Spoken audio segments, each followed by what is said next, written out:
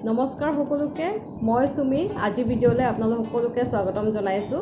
আৰু আজিও মই এটা ৰেচিপি ভিডিঅ' লৈ আহিছোঁ গাহৰি মাংসৰ এবিধ থলুৱা ৰেচিপি গাহৰি মাংস ৰান্ধিছোঁ কচু শাকৰ লগত হয়তো চাগে এনেকৈ কোনোবাই খাইছে আৰু যদি কোনোবাই খোৱা নাই এবাৰ হ'লেও কিন্তু এনেকৈ খাই চাব বিৰাটেই টেষ্টি লাগে ৰেচিপিটো শাহুমাৰ ৰেচিপি হয় তেখেতে মোক এদিন বনাই খোৱালে আৰু মই সঁচাকৈ বহুত ভাল পালোঁ খাই সেইকাৰণে ভাবিলোঁ যে ৰেচিপিটো আপোনালোকৰ লগতো মই অকণমান শ্বেয়াৰ কৰোঁ বুলি এতিয়া ৰেচিপিটো বনাবৰ কাৰণে লৈছোঁ এয়া কচু শাক এয়া গুচাই মেলি ধুই মেলি লোৱা হ'ল আৰু আনফালে লৈছোঁ আধা কেজি গাহৰি মাংস আৰু লৈছোঁ বিলাহী দুটা পিঁয়াজ দুটা লৈছোঁ আৰু জলকীয়া লৈছোঁ অকণমান সৰহকৈ লৈছোঁ আৰু লৈছোঁ নহৰু আৰু আদা অকণমান বেছিকৈ লৈছোঁ মই আৰু এতিয়া মাংসখিনি কুকাৰ এটা দি পিনে ভালকৈ বইল কৰি ল'ম বইল কৰোঁতে অকণমান নিমখো দি দিছোঁ আৰু আগৰ আপোনালোকে যিমানো মোৰ পৰ্ক ৰেচিপি ভিডিঅ'খিনি চাইছে সেইখিনিত আপোনালোকে সদায় দেখিছে চাগে মই সদায় মাংসখিনি প্ৰথমতে বইল কৰি লওঁ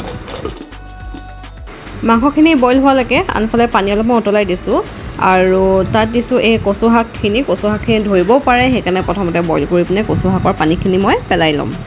মাংস আৰু কচুখিনি খোৱালৈকে এয়া বস্তুখিনিও মই চব কাটি মেলি ৰেডি কৰি ল'লোঁ আৰু এইফালে কচু বইল হৈ গৈছে বৰ বেছিকৈও একেবাৰে বইল কৰি দিব নালাগে অকণমান বইল কৰি পেলাই পানীখিনি পেলাই দিলেই হৈ যায়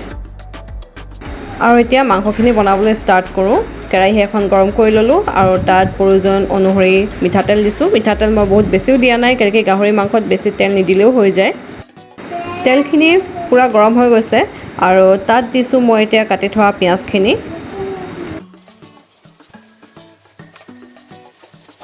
পিঁয়াজখিনি একদম ৰঙচুৱা হোৱালৈকে অকণমান ভাজি ল'লোঁ আৰু তাত দিম এতিয়া মই খুন্দি থোৱা নহৰু আদাখিনি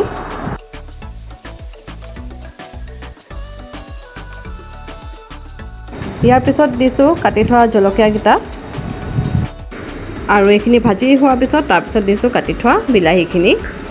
আৰু লগতে দি দিছোঁ কেইটুকুৰামান মিহি মিহিকৈ কটা আদা বিলাহীখিনি দিয়াৰ পিছতে এই কচু শাকখিনিও দি দিছোঁ কচু শাকখিনি পানীখিনি পেলাই পিনে ভালকৈ মই এইখিনি টুকি ল'লোঁ আৰু এই গোটেইখিনি এতিয়া ভালকৈ অলপ দেৰি ভাজি ল'ম আৰু এতিয়া দিছোঁ অকণমান হালধি গুড়ি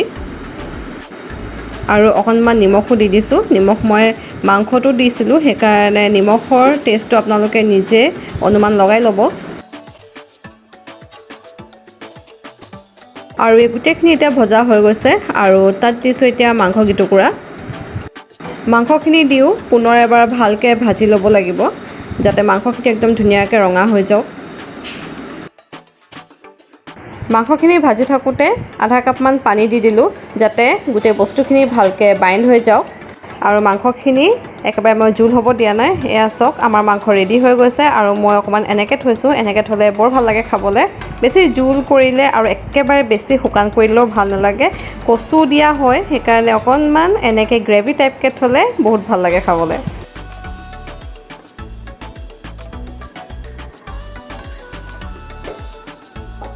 এয়া গাহৰি মাংস কচু দিয়া ৰেডি হৈ গৈছে আপোনালোকে যদি কোনোবাই গাহৰি নাখায় তেনেহ'লে চিকেনৰ লগতো এনেকৈ বনাই খাব পাৰে তেতিয়াও বহুত ধুনীয়া লাগে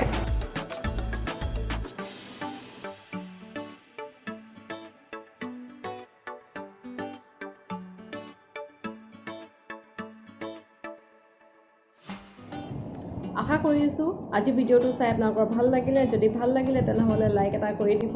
আৰু শ্বেয়াৰ কৰি দিব আৰু আপোনালোকৰ যদি মোৰ এই ভিডিঅ'বিলাক চাই ভাল লাগিছে তেনেহ'লে তলৰ ছাবস্ক্ৰাইব বাটনটো হিট কৰি দিব